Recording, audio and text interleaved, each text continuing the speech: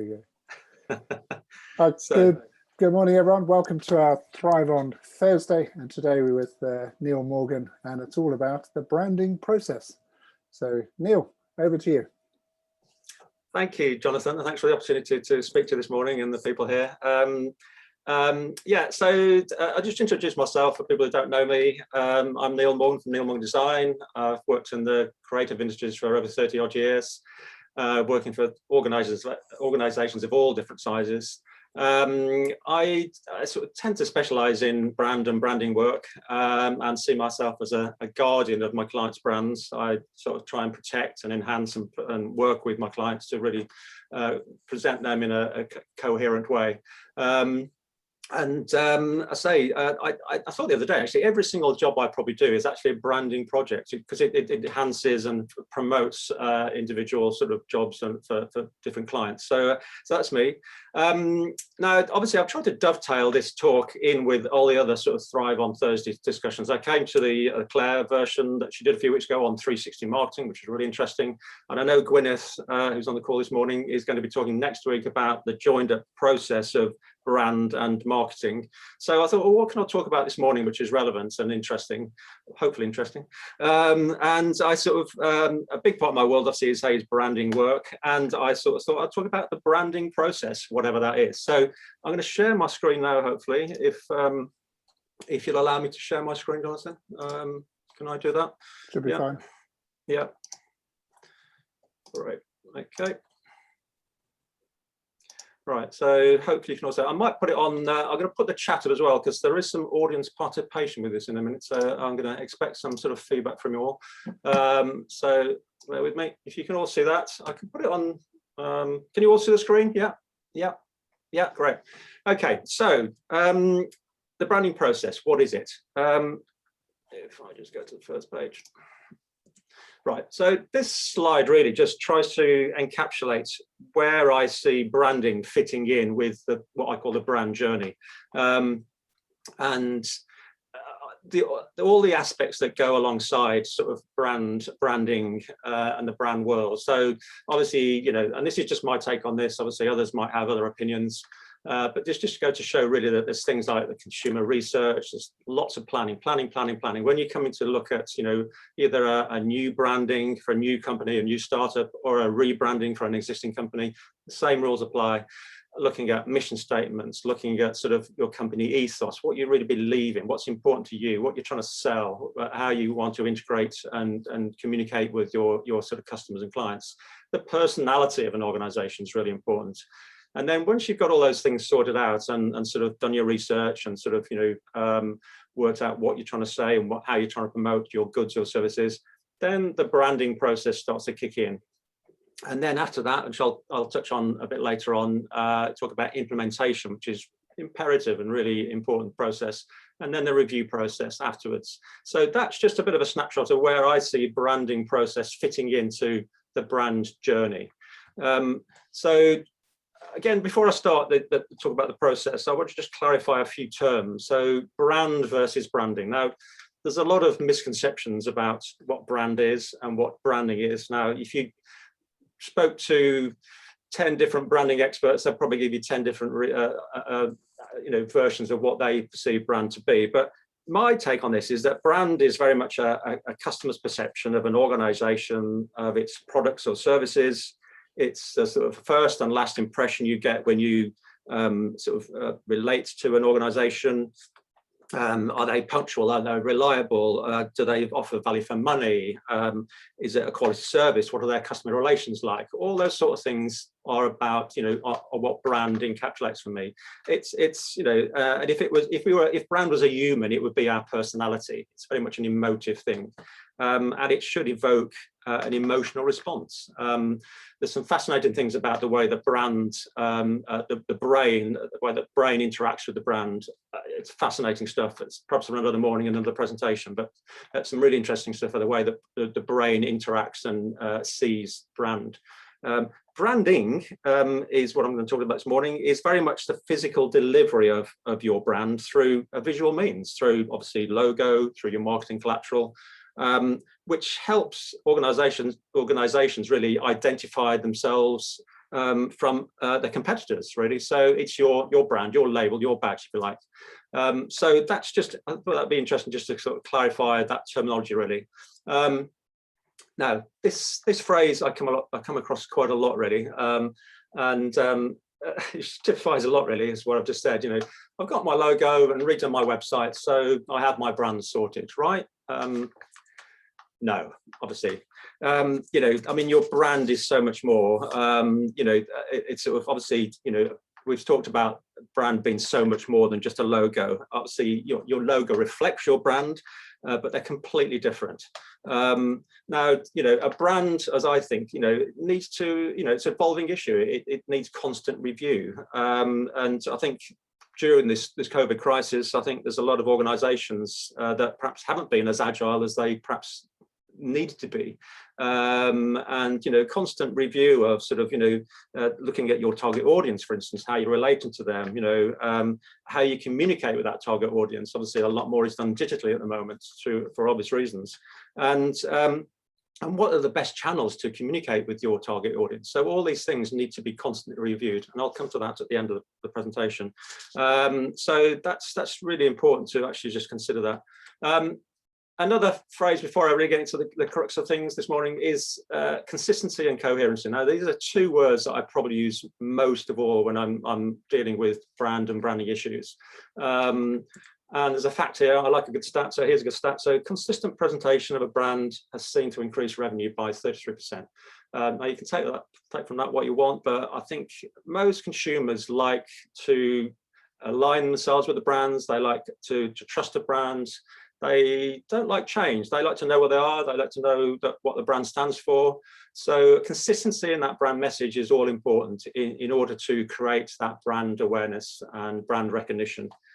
So let's, one other thing before I really get into it. So many things before I get into it. Repositioning versus rebranding. Now, I only mention this because I came across this recently, and especially, say, as a result of the COVID issues, that a lot of companies are having to realign themselves or reposition themselves in the way they're offering their services that they're offering through obvious reasons. Obviously, you know, hospitality sector completely shut down. They might have to, you know, completely change their offering, reposition themselves. And then rebranding obviously is going through the process of an existing company having to rebrand themselves and reposition themselves.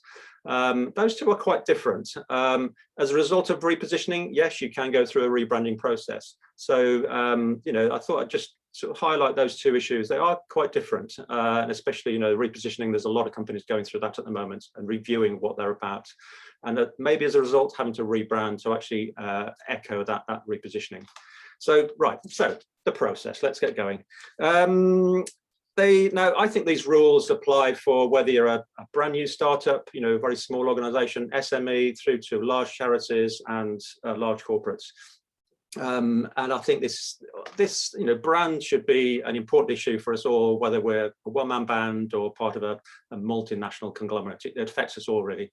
Obviously, I would say that because, you know, it's the world I inhabit. So let's just talk about the elements that make up the branding process. So what's in a name? Obviously, when you're starting an organization, or even when you're trying to rebrand, sometimes, you know, it's important that you really look at the name of the organization that you're trying to promote and to try and to sort of, you know, get off the ground. So these are the sort of the rules that I sort of come up with when I'm trying to sort of work with organizations about sort of creating a name for an organization. So ethos, does the name reflect a company's ethos? We talked about ethos in the brand journey initially. You know, what does the company represent? Does the name represent that ethos? Is it memorable? You know, obviously, you know, just help if people remember, customers and clients remember your company name. Is it eye-catching? And I'll throw into that. Is it visually eye-catching? Because some words and some names, as designers on this call will tell you, just look pretty awful on page. You know, they don't work together. Some words look really good when, you know, put together, or certain characters put together, which I'll come on in a bit. Does the name reflect your products or services? You know, obviously that's, again, pretty imperative, pretty important, but something that sometimes people actually, you know, ignore. Is it relevant to your target audience? And also something which is really, really important, especially for startups, is is the company name that you're aspiring to choose, is it actually available as a URL? And because I've come across many issues quite recently, actually, a company wanted a name. They thought long and hard about this name and gone through lots of soul searching to sort of come up with a name, and then of course the domain wasn't available, and obviously it's not very professional if your company name is not sort of echoed in your sort of digital sort of communication. So that's a really important issue. So moving on from there, I came across this quite recently, which I thought was quite interesting, and it's just really a review of the different sorts of names of companies and organizations with the highest revenue turnover. And top of the list is emotive. We talked about emotion and evoking an emotive sort of response to a brand. So emotive style names, like for instance Red Bull, and obviously these are all pretty established names, just for example, but Red Bull is an emotive name. It's top of the list. That seems to be quite trendy at the moment. Invented names are second on the list, like Google. Acronyms are going backwards. They used to be really popular, but they can be seen now as a bit impersonal and a bit sort of not particularly sort of trendy. And then you've got things like founders, descriptive, geographical, and compound. But it's interesting, I felt that emotive names were top of the list and really pushing forward in popularity of name types, if you like. Right, so the logo. Now we all know this, your brand is more than a logo. Obviously it's part of your capability to deliver that brand. Obviously it's a badge, as we talked about, but it's more than a logo. Your brand is more than a logo. But we'll talk about logos now. So these are the things that I try and consider when I'm designing a logo and designing the sort of branding that goes alongside this. So trends. We all know that trends come and go. Things can be trendy one day and next day they're out of fashion. So try and avoid sort of ultra trendy and ultra contemporary sort of solutions, because I tend not to design for now, obviously I do, but I tend to design for 3, 4, 5, sometimes 6 years in the future, to just make sure that whatever I'm providing is going to be future proofed. It's going to work just now, not now, but also in the future. It's going to be relevant in the future, and still be applicable and visual in the future. I've got a rule that if a logo designing works in black and white first, it's probably going to be quite successful when you introduce color. But by working and being successful in mono first, it's not necessarily having to rely on color to give that impact, which I'll come on to later about color. So mono black and white logos, if it works in black and white, it's usually a good sort of way of working. Size. Now we all view brand and branding in many different formats these days, from 64 sheets, billboard posters, down to small handheld devices on social media where you've got a small icon which is 5 millimeters wide, and everything in between. So it needs to be scalable. It needs to work at small sizes, and it needs to work at larger sizes. Now in the past, I've designed logos and branding which have been specifically designed for small sizes, and versions were specifically designed for larger sizes. So one size doesn't always fit all, I'm afraid, in branding. So size is really important, as they say. Keep it simple. I mean, I'm a great believer in keeping things really simple. Designers have this phrase of talking about cocktail graphics, and the idea of that you get a cocktail and you've got umbrellas in it, you've got things around the edge of the glass, you've got fruit hanging over, and actually all you really want is to have that drink. Okay, yeah, it embellishes it, but really what you want is to taste that drink. So edit things out, get rid of all the things that don't really matter, just keep things as simple as possible. So is the logo reproducible? Is it, can you use it in print? Can it be seen, and will it work well in the digital format? And finally, when I'm designing a logo, I try and be conscious of the fact that creating the facets of that logo, will it lend itself possibly future down the line to the creation of sub-brands without reinventing the wheel? So that's really important. When you're considering brands with the global audience, there's even more sort of issues to mention there, and things like, sort of cultural issues come into it. Things like words which mean something in this country, in another country means something completely different. You have to be really careful. So there's many different considerations about creating a logo when you're working with a global organization. So you may, as a result of that logo, start to consider using some sort of graphic element or graphic shape. Now, I mean, I don't need to tell you what these are. You can tell straight away. Obviously, on the left, Heinz, you know, if I even took the beans away, you'd probably, even if I took the lodgings away, you'd probably be able to tell the color. And recently, Heinz did a lot of work on sort of promoting that lodging shape, because they realized that it was a really recognizable graphic technique for them. And they sort of play on that even more heavily now. You know, even the baked beans dripping through it, you know, they're sort of, it's an integral part of their marketing. Obviously, Nike, Apple, you know, it says what it is on the tin, you know, that's another phrase. Very graphic, you know, there's no names in there. There's trends now for even, you know, people like MasterCard actually got a version of their logo where they ditched the word MasterCard. They just have the two overlapping symbols. If you get a graphic shape or a graphic element correct, you know, it can actually be a very memorable thing. I can't, you know, you see the Apple logo, you don't ever see Apple words with it. You just see the Apple logo, it says it all. Very simple, very, you know, sort of hard hitting, but very memorable, which over a period of time can obviously work really for you. Now, again, I appreciate these are really well established household names, but the same applies if you're creating a graphic technique. Right, so taglines or strap lines. I think some organizations create names which are very ambiguous. So if the name of a company is ambiguous, consider a strapline or tagline to sit with or alongside the logo to build that bridge between the name and the offering. Now, I hate to say it, but graphic designers are probably the worst people in the world for coming up with organizations which don't mean anything, like, you know, pink turkeys or sort of red zebras or whatever. You know, you come across them all. They don't actually say what they do on the tin.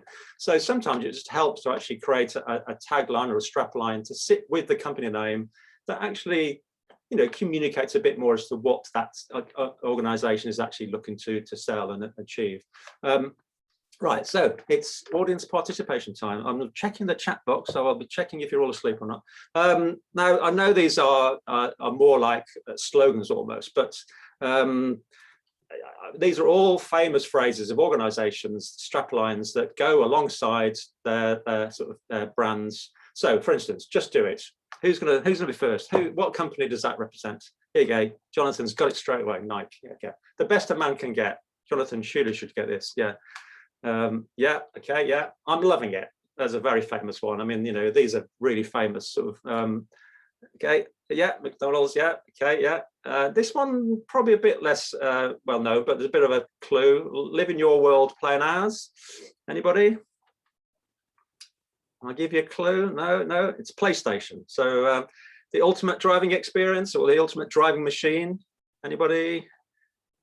Oh, less so, yeah. BMW, got it right, Jonathan. Jonathan's, you'd be good at a quiz, Jonathan. Very good. And obviously, I think we should all get this because you're worth it. L'Oreal, again. Well done, Hannah. Yeah, great. Okay, so that just goes to show that a strapline can be, you know, a really integral part. And in some respects, some of these actually become more well known than the actual brand name themselves. I know that's pretty unique, but hopefully that you know, communicates that the importance of a strapline and a tagline, you know, it can actually become an integral part of your branding. Right, color. Now, again, I could talk about color all morning. I wouldn't bore you with it, but you know, it's such a fascinating subject to me. And we talked about the way that the brain interacts and the physiology and the psychology of the brain and the way the brain interacts with color. It's a very emotive subject. It's you know, a very subjective subject. If I sat you all around a table this morning and said, "Oh, what's your favorite color? What do you think about color?" You'd probably get many different answers, really.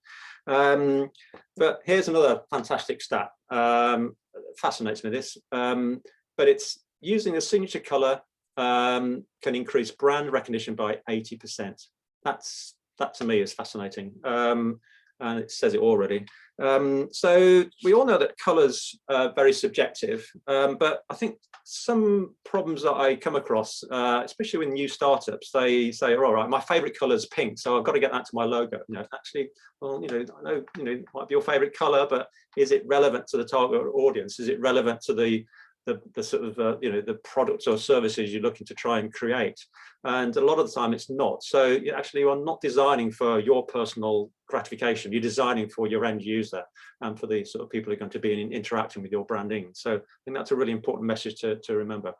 Right, again, more audience participation. This is just to really emphasize the strength and the power of color in a brand. Hopefully these will come up okay on your screen, but and I know for the recorded session this might not be as interactive, but you can play along at home, as they say. So who's going to be first to tell me what this color, what brand is represented by this color? I'll give you a clue. It's a luxury brand.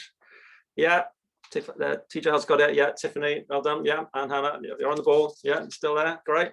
There you go, Tiffany & Co. A very specific color, and say organizations spend a lot of money trying to maintain that color. Next one, you know, anybody else? No, I'll give you a clue. It's a courier company. Not Amazon, no. I'll tell you, it's UPS, brown. Who would say a brown packaging company or parcel company? Next one. Now, there's lots of oranges in the world, and I think orange relates to, a lot of people use orange. It's sort of supposed to reflect innovation and creativity and thinking and ideas, but this is actually a budget airline. So who would like to have a hazard a guess? Yeah, you got it, Jonathan. Well done. EasyJet. Right. Next one, this is probably not sure on your screen whether it comes across, but a British confectionery business, which I'm sure we're all going to be integrating with in the next few weeks. Yeah, you got it, Cadbury. Right, excellent. Right, and finally, this is a bit difficult, a bit of a strange one, but yellow is not often used, but this is a British heavy plant hire sort of plant company. May not get it, but it's probably the most, no, not Selfridges. It's actually JCB. Who would think that diggers could be yellow? But yeah, it seems to work for them. But anyway, so hopefully through that process, you can see that actually a color can become part of the brand, if not the main element of a brand. And, you know, we've all walked down shopping aisles in supermarkets where actually you don't look at the names on the packaging. You just look for the yellow or the Weetabix or the red for Coke or whatever. So color plays such an important part in brand recognition. Right, so we'll come on to brand guidelines in a bit, but I just wanted to show you these two elements really. Now, there's two sort of color palettes here from brand guidelines that I get involved with. Do a lot of work for the National Trust. The one on the left-hand side is National Trust. And you can see there's actually quite a big color palette there. The top row are all the greens that they get involved with for obvious reasons, very environmental organization, lots of outdoor things. Next rows down, the darks and the sort of quite vibrant colors, probably to try and reflect the vast and diversity of locations and properties that I get involved with.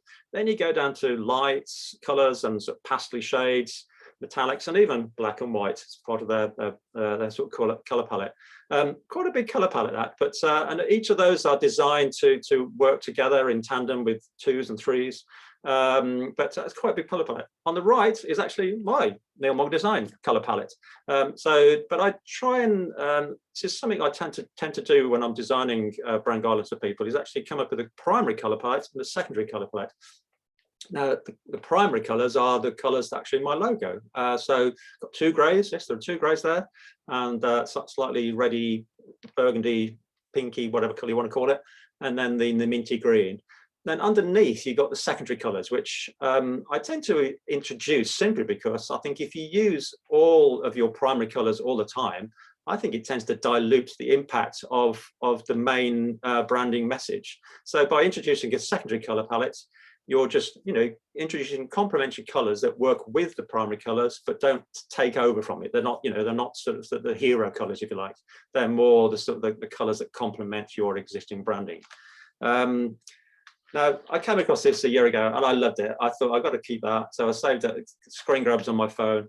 And this really just goes to show a designer took some existing well-known brands and redesigned it just in black and white, and just stripped out all the color elements, which fascinated me really, and just really goes to show the impact and the importance of color within brands. So obviously the red of Coca-Cola, Kit Kat red, Colgate red, pale blue and red of Domino's.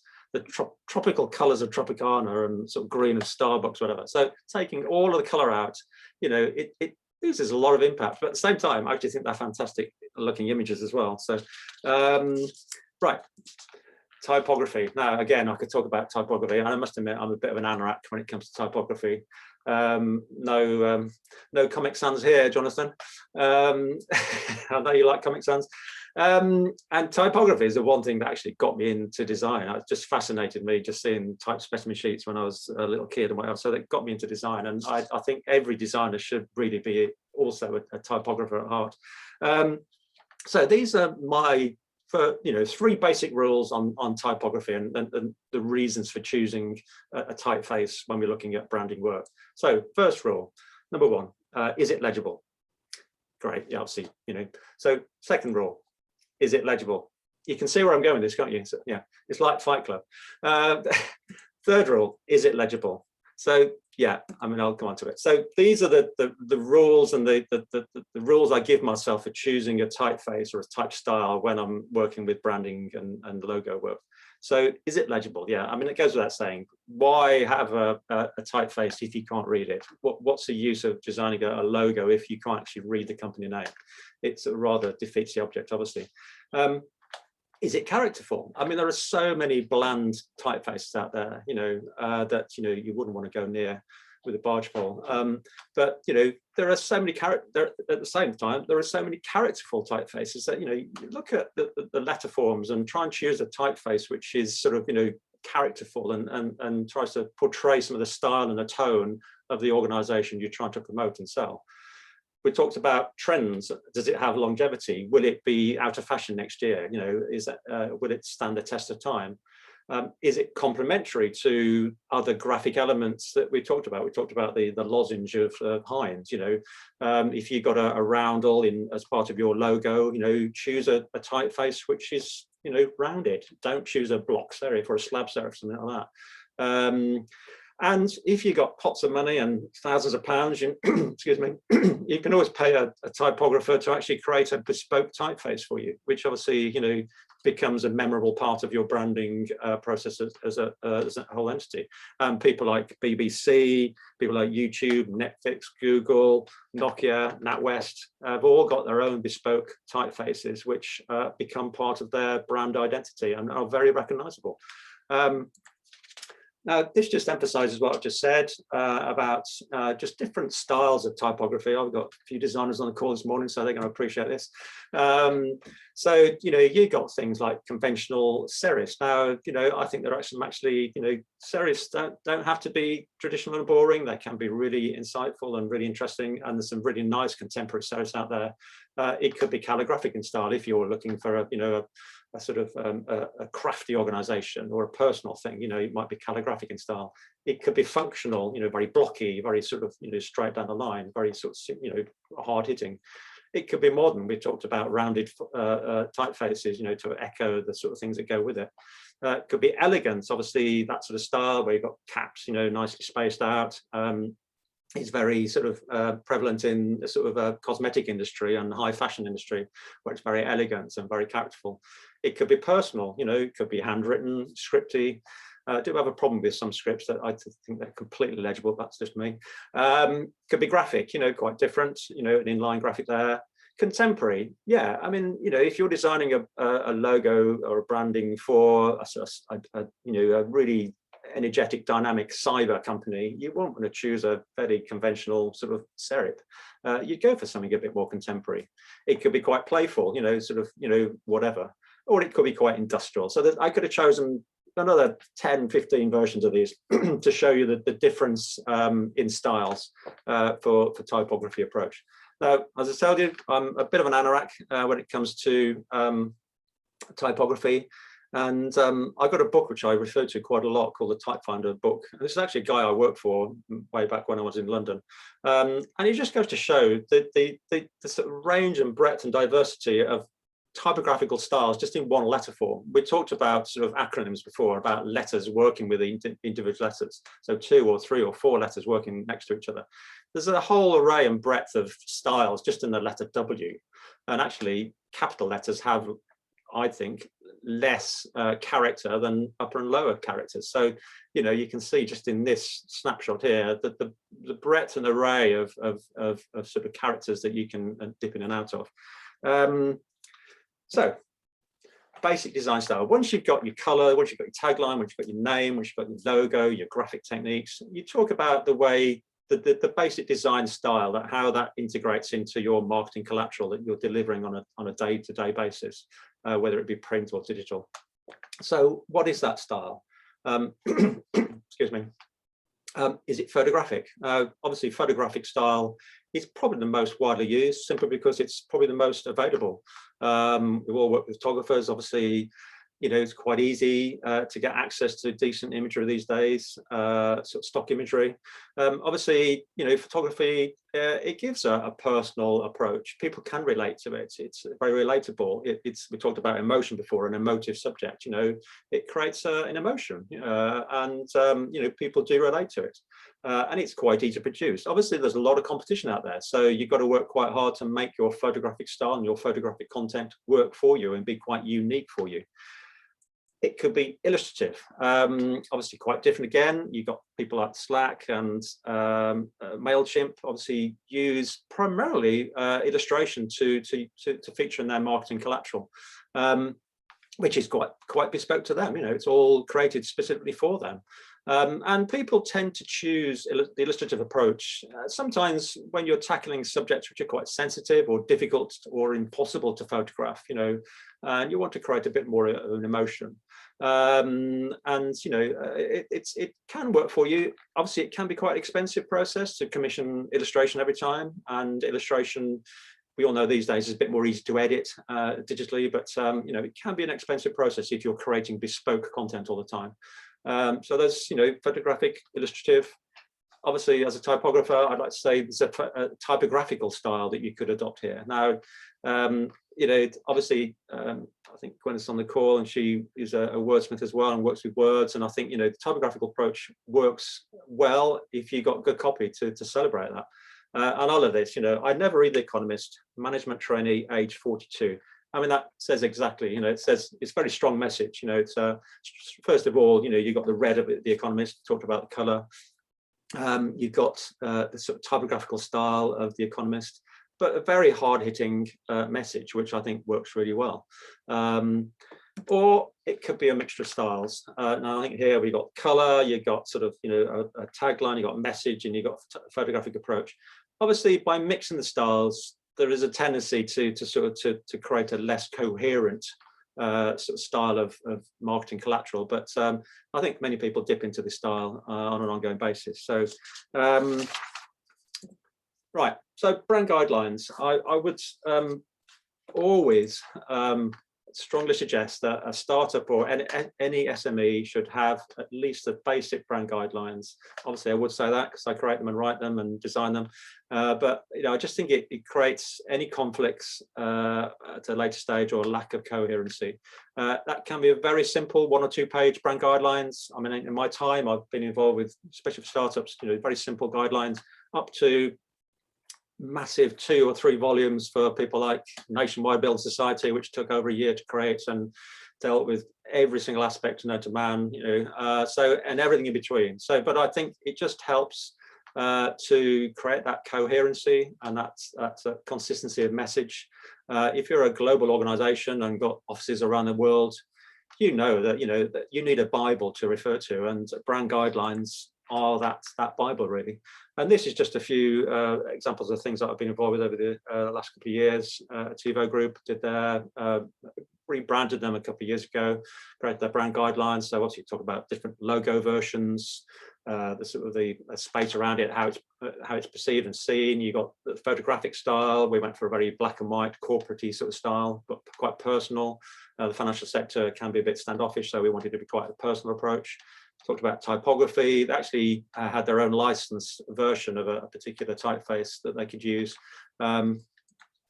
Another one, sort of talking about the different versions of for Cotsway. This is a housing operator in Oxfordshire area. So you've got grid structure, you've got sort of styles for front covers. So to create that uniformity of message really across your marketing collateral. And one I did just at the end of last year for Cotswolds, which were the AONB, but are now our Cotswolds National Landscape. And just looking at, even things like, email footers, the way the sort of sign off at the end, social media aspects, imagery style, obviously, they want a very personal approach, landscape shots, wildlife shots. So it's quite sort of, so in brand guidelines, you're really looking at all aspects of the way that you want your brand represented to try and make it easier for designers, people like that, but also people internally to actually sort of, use those guidelines to further and promote their brands to their target audience in a consistent and coherent way. Those two words again, consistent and coherent. Right, implementation. Now, all of what I've just said bears no relevance or importance if the implementation process is not thought through or planned correctly. And I've seen some pretty car crash moments really when I've created brands and the implementation process hasn't been thought through or planned properly, and it's a really important stage. And in some respects, the challenges that some of the main challenges I come across when dealing with implementation is actually dealing with internal employees. Sometimes, if they're not in the marketing department, they think that a rebranding process is an expensive luxury. They don't necessarily get it. So if you can, I think any rebranding process, there needs to be a really good proactive reason why you are rebranding. You shouldn't ever rebrand just for the sake of rebranding. On a whim. There should be some really well thought out, planned strategy to why you are going through that rebranding process. And if you can communicate that to the internal staff, the employees of an organization, if they can come on board and buy into that, I think it's a lot easier then for that branding to be rolled out and work across to the end user. So there are a couple of different ways you can implement a new branding or sort of a rebranding. Obviously, if it's a new branding, yes, it's quite easy to just change, introduce that overnight with a big splash, big hit. You can get a lot of PR out of a branding process. Rebranding is slightly more tricky because obviously, you can have quite a large branding footprint, for want of a better term. I mean, even my small organization, my logo appears many places. It's controlling that, working out where it appears, making sure that that's updated. So for an overnight big launch, hard, big splash of a launch, here I am, this is my new organization or my new name, that's it can really work for you, but you need to really control it, and it can be quite a costly issue, obviously.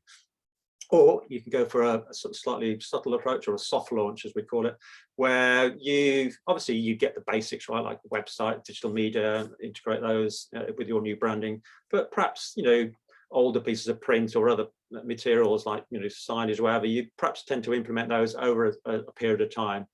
The problem with that, obviously, is that you can be giving mixed messages and sort of having dual sort of styles if you're not careful. So there's no right way or wrong way. Obviously, I appreciate there's cost implications there for providing an overnight thing, but it's entirely up to the organization really as to how they integrate that into the implementation plan. So the final thing really I want to talk about is review. I'm a strong believer in that. You should never just think, all right, I got my branding sorted out, I can forget it now and sit back and forget it for the next 5 years. You need to continually review it really on an ongoing basis. And is it still meeting the requirements that you initially set out to achieve? Is it meeting the goals and objectives that you started all those years back when you actually sort of started your company? Is it still relevant? Really important question. Is my branding still relevant to the target audience? Has there been any changes in working practices, that changed over the lifespan of that branding that means that you need to update it or change it or slightly change it? Are there new audiences that you need to relate to or communicate to? Those might be younger audiences that maybe you need to adapt and adopt different styles in the branding that appeals to a younger audience? Or are there competitors out there that come along that you need to, be aware of, and as a result, maybe sort of try and, sort of reposition or review your existing branding? So those, I think, are really important issues to continue to ask yourself, and there's many, many more, obviously, to actually just review your ongoing branding process, and is it, and looking at all those issues to just make sure that you're keeping on top of that and reviewing it on an ongoing basis. So that's really that at the end. I mean, I say I get involved with all aspects of branding work. I go into organizations, do what I call visual audits as an independent person, going in and just sort of reviewing their marketing collateral. Sometimes the larger organizations have many different versions of the logo that they didn't realize. I'm always happy to have conversations with organizations, just to have a chat to see how to improve the effectiveness of their brand and branding. And say design, as we know, starts with a discussion, so always happy to talk to people at any level, really, however large or small the organization. So that's that. Hopefully there are Q&As. I'll go off share screening so we can and if you want to unmute, hopefully, I don't know what we're doing for time, I'll probably roll on a bit, but